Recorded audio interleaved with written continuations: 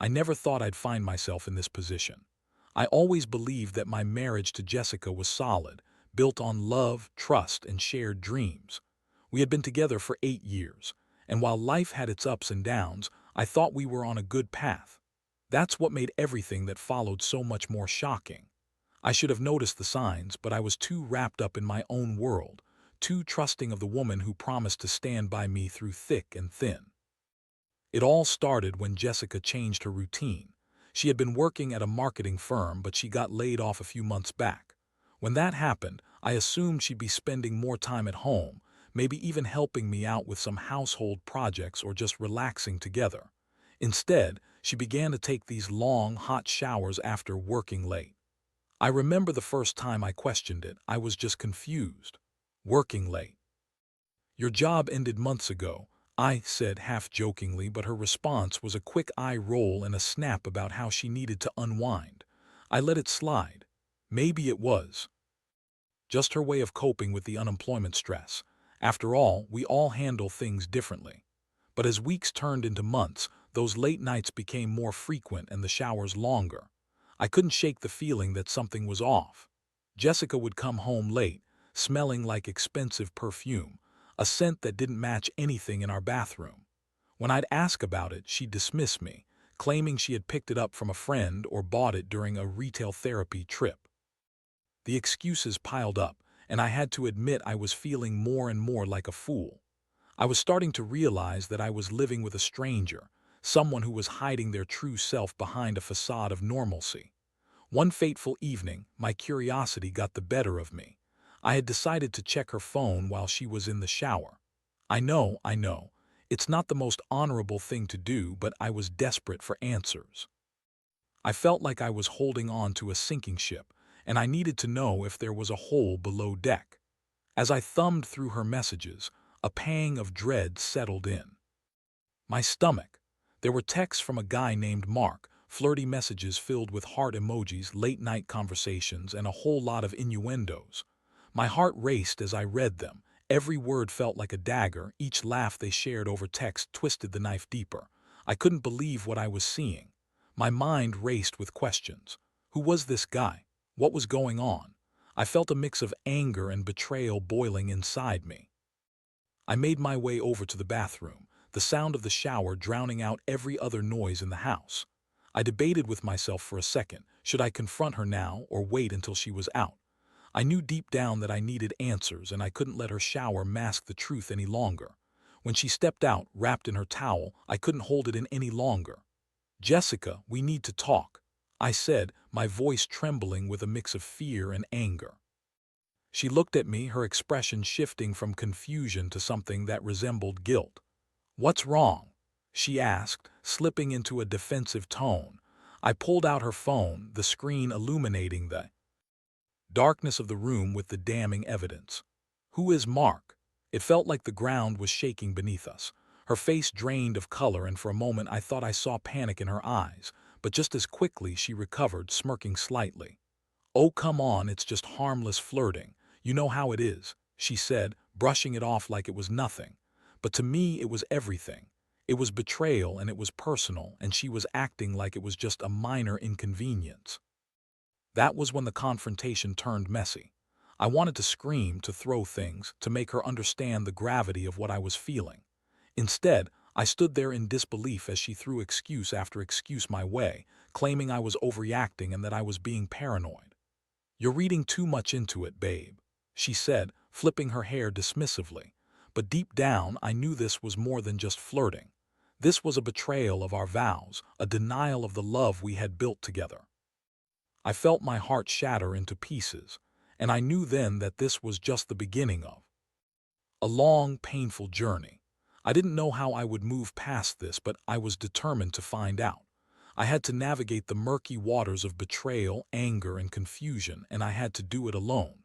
As I grappled with the initial shock, waves of emotion crashed over me: anger, sadness, despair, and I realized that whatever path lay ahead, it would change everything. The confrontation rattled me more than I'd like to admit.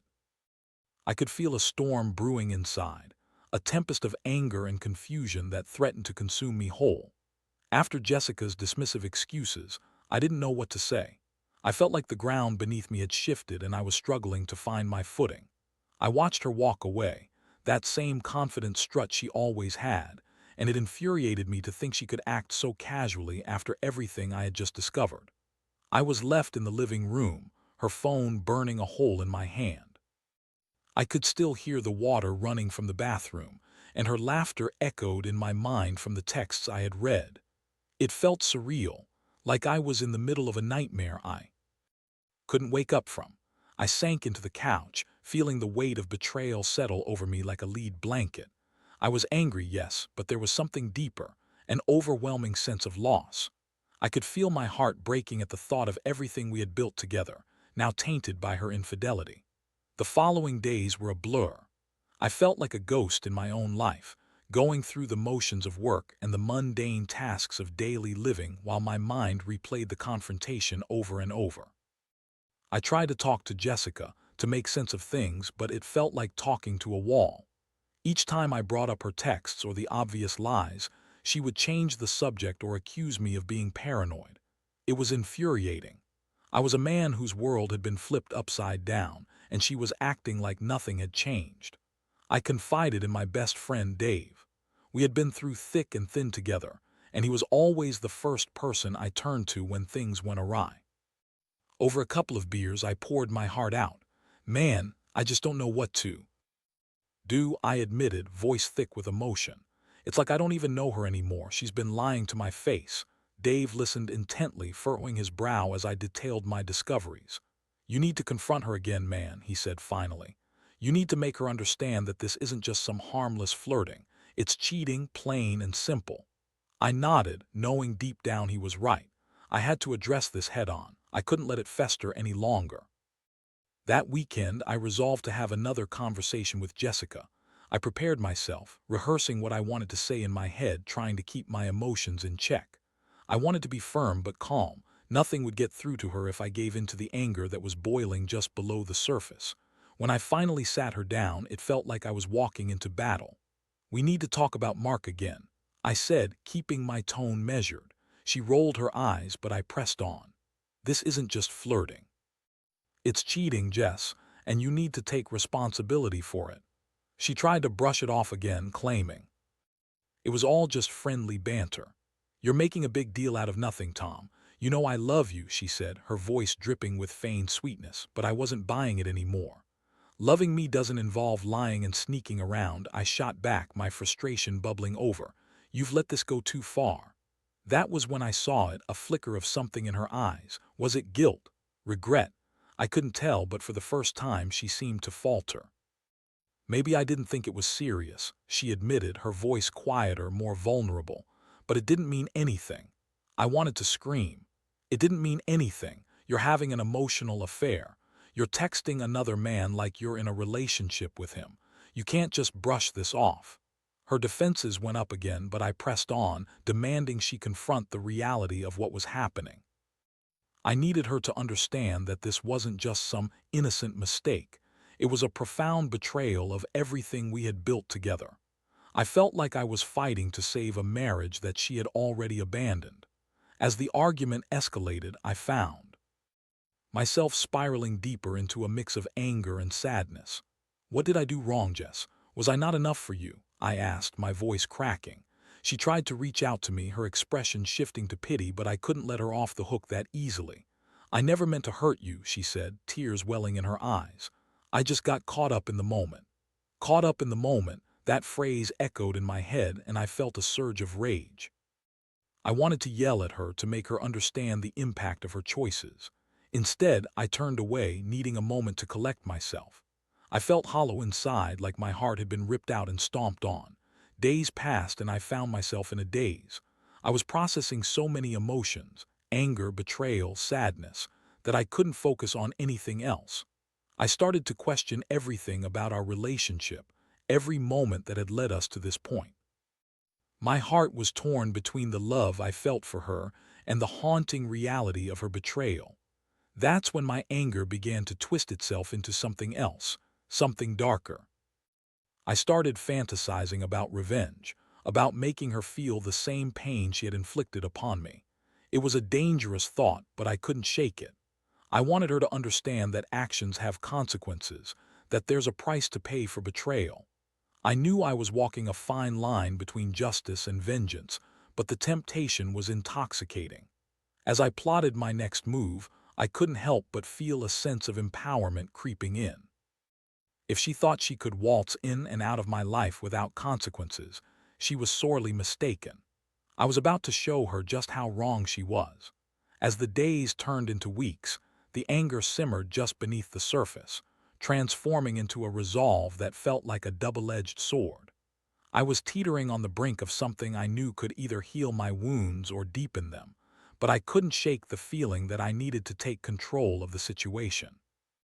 I had been the one wronged, and it was time to turn the tables.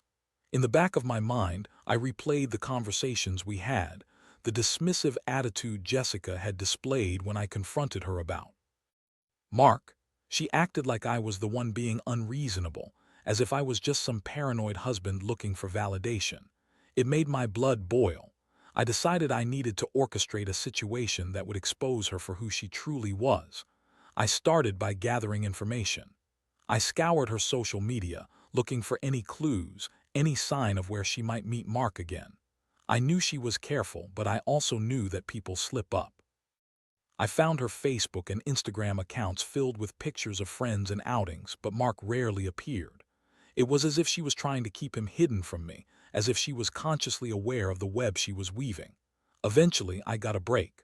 One evening, as I was scrolling through her messages on my phone, I found a group chat with some of her friends. They were planning a night out at a bar downtown. Ladies' night, Jessica had typed, followed by a flurry of excited emojis. My heart raced as I noticed a familiar name in the chat, Mark. I felt a surge of adrenaline. This was my chance. I consulted with Dave, my trusted confidant, and he seemed intrigued by the plan I hatched. "You want to go to the bar, watch her in action, and then confront her?" he asked, a glint of mischief in his eyes. "That could get messy, man." "Messy isn't the half of it," I replied, determination coursing through me. I wanted to see her face when I laid the truth on her, and I needed to witness the look in her eyes when she realized the game was up. Dave helped me gather some supplies, a hidden camera to capture the moment when I confronted her, and a plan to get inside the bar without her noticing. The night of the outing arrived, and I felt a rush of nerves and excitement. I parked a block away and walked towards the bar, my heart pounding. The plan was simple. I'd blend in, keep an eye on her, and wait for the right moment to confront her. I had rehearsed this moment in my head 100 times, and I was ready. As I walked into the bar, the atmosphere was electric with laughter and chatter. I scanned the room and quickly spotted Jessica at a table with her friends. I couldn't see Mark yet, but I was determined to find him. I ordered a drink and made my way to the bar, keeping an eye on her. It didn't take long before I saw Mark entering the bar. He was tall, with a confident swagger that made my blood boil. I watched as he approached Jessica, flashing her a charming smile. She lit up at his presence, and I could feel my heart drop. It was like watching a slow-motion train wreck. They chatted animatedly, their chemistry palpable even from a distance. This was it. I couldn't wait any longer. I adjusted the hidden camera in my pocket and made my way over to their table. I could hear snippets of their conversation, laughter ringing out like nails on a chalkboard. I felt my stomach twist as I approached, adrenaline surging through me at the thought of finally confronting them. "Jessica," I said, my voice steady but loud enough to cut through their laughter. She turned, her smile faltering as recognition dawned on her face. "We need to talk, now." Her friends exchanged glances, and I could see the tension rising in the air. Mark looked surprised, but there was a smugness in his demeanor that made me want to punch him. Jessica stood up, a hint of defiance in her posture. "What are you doing here? I told you I was out with my friends." "Yeah, and I can see that you've got your best friend right here," I shot back, pointing my finger at Mark. "You don't get to pretend this is all innocent anymore." The bar around us went silent, and I could feel eyes on us. Jessica's face twisted in anger, and she stepped forward to confront me. "You're making a scene, Tom. This is embarrassing," she hissed. "Embarrassing? What's embarrassing is that you're here with him after everything we've been through, I countered, my voice rising. You think I wouldn't find out? You've been cheating on me, lying to my face, and now here you are having a grand old time with the guy you've been texting behind my back. Mark chimed in, trying to play the peacemaker. Hey man, chill. It's not what you think. His casual tone set my teeth on edge. No, it's exactly what I think. I shouted, my anger boiling over. You're trying to pass off this affair as some innocent mistake, but it's not. You're both playing games, and I'm done being the fool. Jessica's eyes flashed with anger, and for a moment we were locked in a battle of wills. I could see the realization hitting her harder than I anticipated. You have no right to come here and act like this. She spat, but I could see the cracks starting to form in her bravado. I have every right, I said, my voice low but fierce. You've broken my trust, and now you need to deal with the consequences. The tension in the room was suffocating. I could feel the eyes of the patrons on us, waiting to see what would happen next. I was ready for this confrontation to escalate, to expose the truth, and to finally make her see the damage she had caused. But as I looked at Jessica, I realized I was standing on the edge of a precipice. This was a pivotal moment, one that could either destroy us completely or force her to confront the reality of her choices. In that moment, I had to decide how far I was willing to go to make her understand. This wasn't just about revenge anymore. It was about reclaiming my dignity and feeling empowered in the wake of betrayal. I was ready for whatever came next. The tension hung in the air like a thick fog, heavy and suffocating. I could feel the heat radiating from Jessica as she glared at me, her expression a mixture of anger and disbelief. The patrons around us were silent, their eyes darting between the two of us, clearly invested in this spectacle. I felt like I was standing in a spotlight and the weight of the moment was pressing down on me. Tom, you need to leave, Jessica said, her voice low and shaky, but there was a fire in her eyes. You're making a complete fool of yourself. Fool. You're the one who's been playing both sides, I shot back, my resolve hardening. This isn't just about me. It's about your lies and the damage you've done to us. I'm done being the fool you think I am. Mark tried to interject again, attempting to smooth things over, but I wasn't having it. Stay out of this, I snapped at him, feeling the anger surge like a tidal wave. I could hear whispers from the crowd, a mix of shock and intrigue at our unfolding drama. For a moment I reveled in the attention. This was my moment to reclaim my power. Tom, please, Jessica said, her voice softening just a bit. Can we not do this here? This isn't the place. But I could see the frustration bubbling beneath her surface. She was trying to maintain control, but I wasn't going to let her dictate the narrative anymore. No, we're doing this now, I declared, my voice steady. You think you can just sweep this under the rug and pretend everything is fine? It's not fine, Jess. You've been having an affair and you don't get to play the victim here. Her face twisted in anger, the facade cracking. You're being dramatic. It was a mistake and it didn't mean anything. Didn't mean anything. I repeated incredulously. You think that makes it better? You think I'm just supposed to shrug this off because it was just a mistake? You've betrayed my trust and you need to own that. This wasn't just a confrontation, it felt like a reckoning, a moment where everything I had bottled up exploded to the surface. I could see her struggling to maintain composure, the bravado fading as the reality of our situation sunk in. She glanced at Mark, who was watching with a mix of curiosity and apprehension. Why are you with him? I pressed, my voice low but fierce. Don't you care about what we had, about what we built together? Her expression softened for a brief moment, and I wondered if I was getting through to her. I do care, Tom, but you don't understand. I've been feeling so lost since the layoffs, and Mark he listened. He made me feel seen again, she stammered, her voice trembling. Seen? Is that what this is about? I said, incredulous. You needed someone to validate you, so you went out and cheated on your husband. That's your excuse. The crowd around us was still silent, but I could feel the weight of their scrutiny. I was painfully aware of how public this spectacle had become, but I was beyond caring. This needed to happen. She needed to see how serious this was, how her choices had consequences. Tom, please, she implored, a flicker of desperation in her eyes. I never meant for it to get this far. I thought it would help me feel better, not destroy everything we have. Destroy everything, I echoed, my heart racing. You already did that when you chose to betray me. You're living a lie, Jessica, and you're dragging me down with you. I deserve better. In that moment, something shifted. I could see her guilt surfacing, the weight of her actions hitting her like a tidal wave. She was realizing that the consequences of her choices were finally coming home to roost. Maybe I thought I could have both worlds, she admitted, her voice barely above a whisper. But I was wrong. You deserve the truth, and I haven't given you that. The knot in my stomach tightened, and for the first time I felt a glimmer of hope. Maybe this was a turning point. Maybe she was finally ready to confront her choices and the reality of what she had done. I took a step back, the adrenaline surging through me, giving way to a mix of anger and sorrow. What do you want, Jess? Do you want to keep lying to yourself, or do you want to fix this? Her eyes filled with tears, and I could see the struggle within her. I don't know if I can fix this, she said, her voice breaking. I've hurt you so much. You can't fix this alone, I replied, my voice steady. If you want to make this right, you have to be honest with yourself and with me. No more lies, no more games. The crowd around us remained silent, but I could feel the tension shifting. It was as if they were waiting for her response, waiting to see if she would finally take responsibility for her actions. Okay, she said softly, her voice barely audible. I'll do whatever it takes to make it right. I'm so sorry, Tom. I never wanted to hurt you. In that moment, I felt a mixture of relief and uncertainty. This could be the turning point we needed, but only if she was truly committed to change.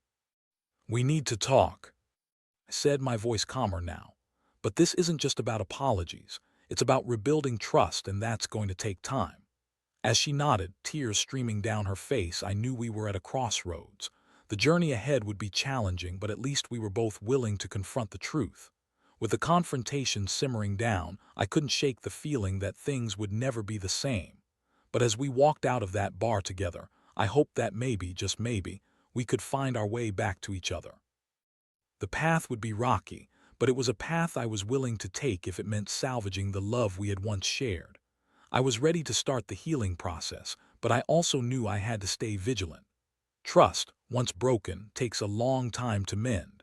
I was prepared to fight for our marriage, but I also had to make sure Jessica was truly in it for the long haul. We were both on a precipice. What came next would determine the course of our lives together. In the days following our confrontation at the bar, things felt uneasy and fragile. Jessica and I had decided to try to work things out, but it was apparent that rebuilding our relationship would take more than just apologies and promises. I had to tread carefully, trying to balance my feelings of anger and hurt with the hope that maybe we could salvage our marriage. The first few days were tense. Jessica was more agreeable, doing her best to show me she was committed to fixing things, but there was an underlying tension in our home. I found myself scrutinizing every little thing she did, every word she said. I was on high alert, waiting for signs that she was slipping back into her old ways. It was exhausting. We started going to couples therapy, a decision I was initially reluctant about. I had always thought therapy was for people who were lost or broken beyond repair. But as we sat in the office, facing a counselor who guided us through our feelings, I began to realize how necessary it was. It forced us to communicate openly about our feelings and fears, and although it was uncomfortable, I could see a flicker of hope in Jessica's eyes. During one of our sessions, Jessica opened up about her feelings. I felt so lost after losing my job, she admitted, her voice trembling. I thought I could escape it, that I could feel alive again with someone else. I didn't think it would lead to this. Her confession echoed in the room, and I could see the weight of her guilt pressing down on her. The therapist encouraged me to share my feelings as well. It's hard for me to trust you right now, I said, my voice thick with emotion. I feel like I'm constantly waiting for the other shoe to drop. How can I feel secure in our relationship again? Jessica nodded, tears spilling down her cheeks. I know I've broken that trust, and I understand it might take forever to rebuild it. I'm willing to do whatever it takes to show you that I'm serious about us. As we continued to navigate through our issues in therapy, I found moments of clarity amid the chaos. I realized that this wasn't just about revenge or retribution. It was about healing. I didn't want to be the angry husband whose life revolved around bitterness and resentment. I wanted to be the man who could learn from this, who could emerge stronger, no matter the outcome. However, there were still moments that tested my resolve. One night, as we were lying in bed, I noticed Jessica's phone buzz on the nightstand. My heart raced as I instinctively reached for it, the memories of her affair flooding back to me in an instant. I hesitated for a moment before deciding against it. I didn't want to fall back into old habits of invading her privacy. You can't let your suspicions dictate your actions, I reminded myself, but it was easier said than done. Jessica noticed my tension and said, "Do you want to see my phone? You can look at anything you want. I don't have anything to hide anymore." It was tempting, but I shook my head. "No, I don't want to invade your privacy," I replied, trying to sound as calm as possible. "But I need you to understand that this is going to take time for me to process." Days turned into weeks, and gradually, the weight of our situation began to lift. We started to communicate openly about our feelings, our fears, and our dreams. I found solace in the fact that Jessica was making an effort and she seemed genuinely remorseful. However, there were still nights when I would wake up in a cold sweat, memories of her betrayal haunting me. During one particularly difficult night, I sat up in bed, staring at the darkness around me. Jessica stirred beside me and asked, "What's wrong?" I can't shake the feeling of betrayal," I admitted, my voice heavy with emotion. "It's like a shadow that follows me everywhere. I want to trust you, but it feels impossible sometimes." She reached over, taking my hand in hers. "I know I've hurt you and I can't change the past, but I'm here now and I want to prove to you that I can be the wife you deserve. I'll do whatever it takes." Her words hung in the air, and while I wanted to believe her, I knew it would take time. It felt like we were both walking on eggshells, trying not to trigger the other's insecurities.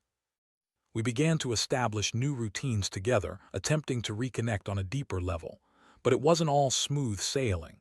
As we worked through our issues, I noticed that Jessica had started to withdraw slightly. She seemed distant at times, lost in thought, and it worried me. "What's going on?" I asked one evening as we sat on the couch watching a movie. "I'm just thinking," she replied, her voice barely above a whisper. "Thinking about what?" I pressed, my heart racing.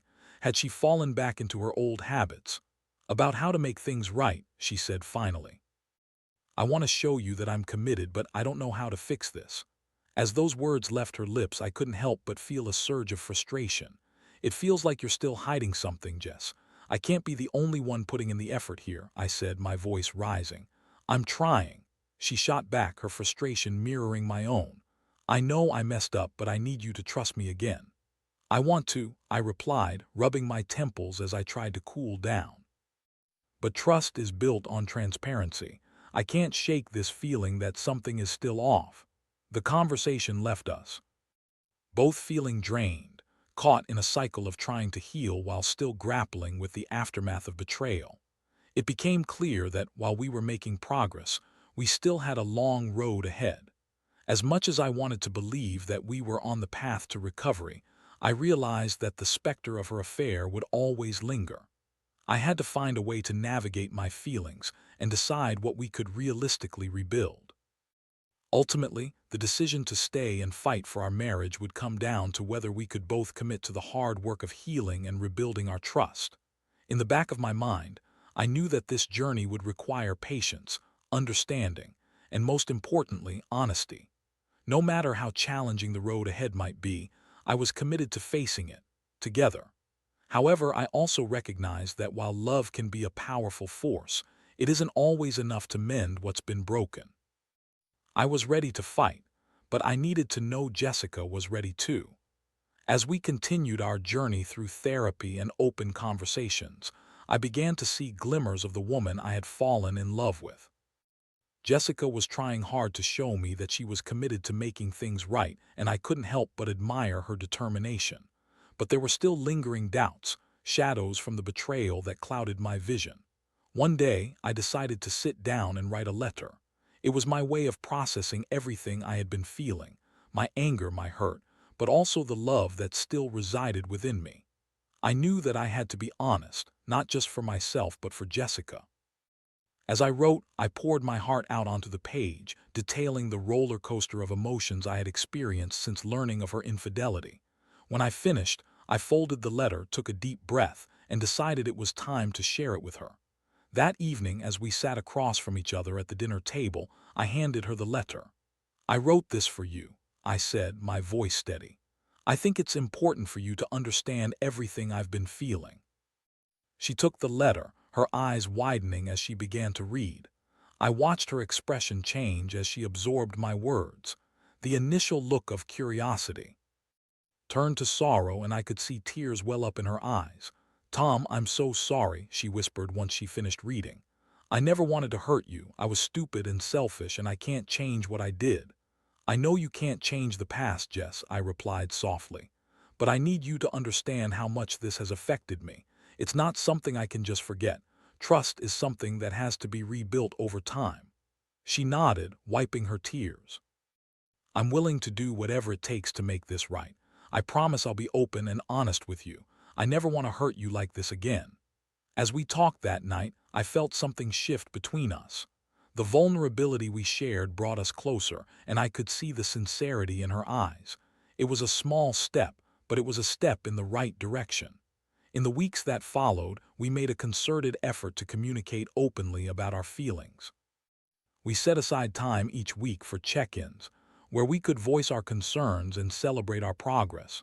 It became a safe space free from judgment, and I found solace in knowing that we were both committed to healing. However, it wasn't all smooth sailing. There were moments when the old insecurities would creep back in. One night, as I was scrolling through social media, I saw a post from one of Jessica's friends who had tagged her in a photo at a gathering. It was harmless, but seeing her smile in that picture triggered an old wave of jealousy. I confronted her about it, and while it was a difficult conversation, it reminded me of how far we had come. "I'm still working through my feelings," I admitted. "I want to trust you, but sometimes it's hard." "I understand," she said softly, her eyes filled with empathy. "I'll always be here to reassure you. I know I need to earn your trust back, and I'm willing to do the work." And just like that, I was reminded of the resilience of our relationship. We were both learning to forgive, to be patient, and to trust again. Over time, the anger that had once consumed me began to dissipate. The memories of Jessica's betrayal would always linger, but they were no longer the focal point of our relationship. We started to rediscover the joy in our connection. Simple moments became cherished: a walk in the park, cooking dinner together, or curled up on the couch watching old movies. I realized that while our love had been tested, it still had the capacity to grow and evolve in ways I hadn't anticipated. As the months rolled on, I began to feel a renewed sense of hope. There were still challenges ahead, but instead of viewing them as obstacles, I started to see them as opportunities for growth. Jessica had shown me that she was dedicated to rebuilding our life together, and I was learning to trust her again.